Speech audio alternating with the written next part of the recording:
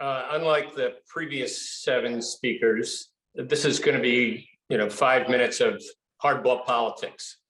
So I start from the premise, and I used to say this when I was the president of CWA for 10 years, that this is all hard but not hopeless. And the main reason that it's so hard are what I would call the structural barriers to change in this country.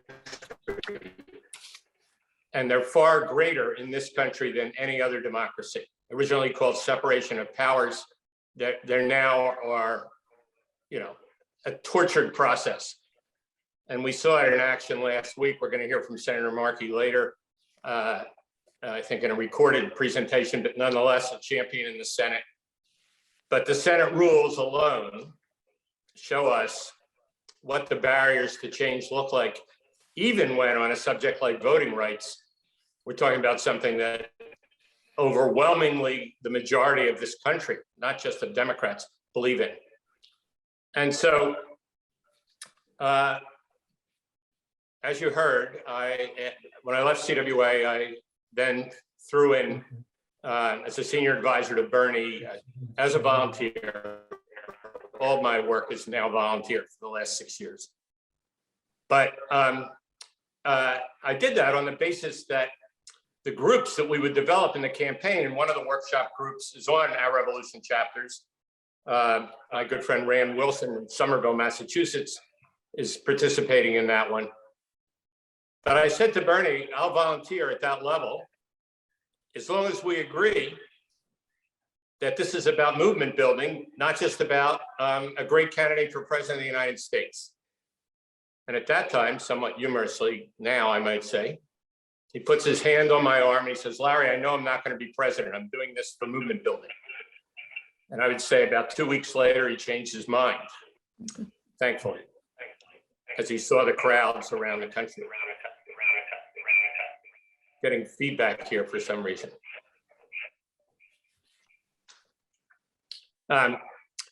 So what is the main thing that I could add to these 7 great speakers? It's this.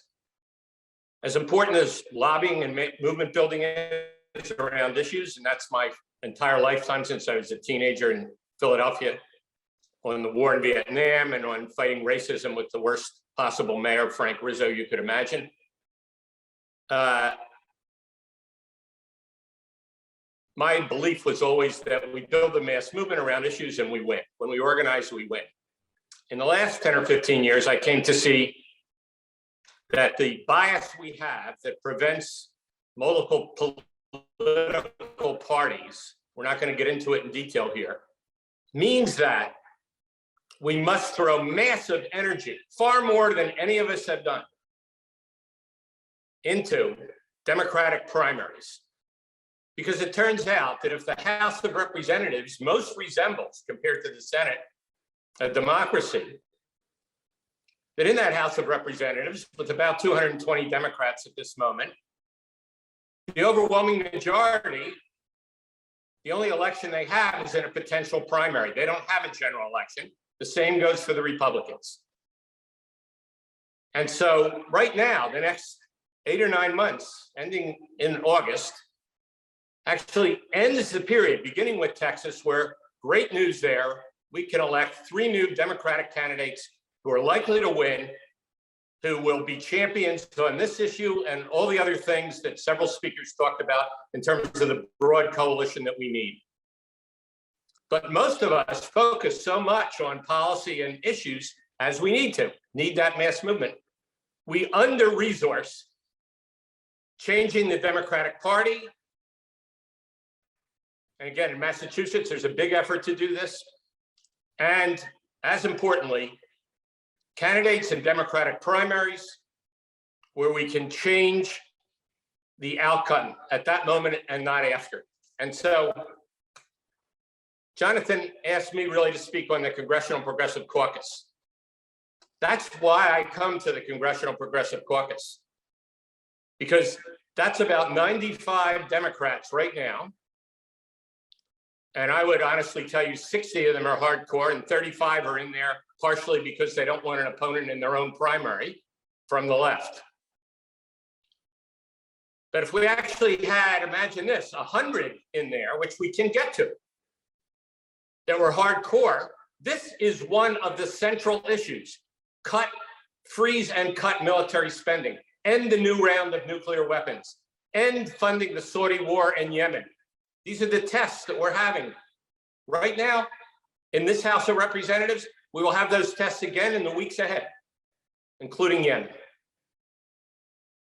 And so that caucus right now is chaired by Pramila Jayapal, who with Barbara Lee, you just heard from Phyllis, is trying to lead for a new kind of foreign policy.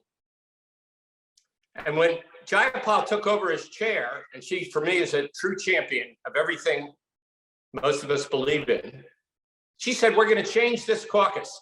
If you don't vote with the caucus, 2/3 of the time you're out. And it's no longer a lunch club. And it has changed tremendously in the last 2 years. So our job, the only one I can see that's practical, and we can't just be practical, but that's my slot here of the 7, is to look at the primaries. Many of you are from Massachusetts. You have 8 or 9 Democrats, I forgot, in the House. 2 or 3 are activists in the Progressive Caucus. McGovern is a champion for us, Presley. There's 1 or 2 more. But you also have Richard Neal, who chairs Ways and Means, who ends up going along with the lobbyists that we heard about from Bill almost every time, the most powerful committee around budget issues. How did we end up with a military budget? And this goes to another committee where Joe worked, Armed Services, where the ranking Republican got almost all the Democrats, not Ro Khanna, a vice chair, again, Progressive Caucus, but all but 4, to give the Pentagon $25 billion last year, more than they asked for. This is about the Democratic Party. It's about the Democratic Caucus. And the antidote to that, so we're positive and not just negative, easy for me to be negative, is to focus on that caucus. Larry, 1 minute. Taking issues deeper and broader. How do we all in our political realm, or with our political allies, elect more Democrats this year who will be in that caucus, who will be there 90% of the time, not the 2/3 required to stay in that caucus, and who particularly will be there on the core issues that'll be voted on this year. The military budget and its size, the war in Yemen is likely to get another vote.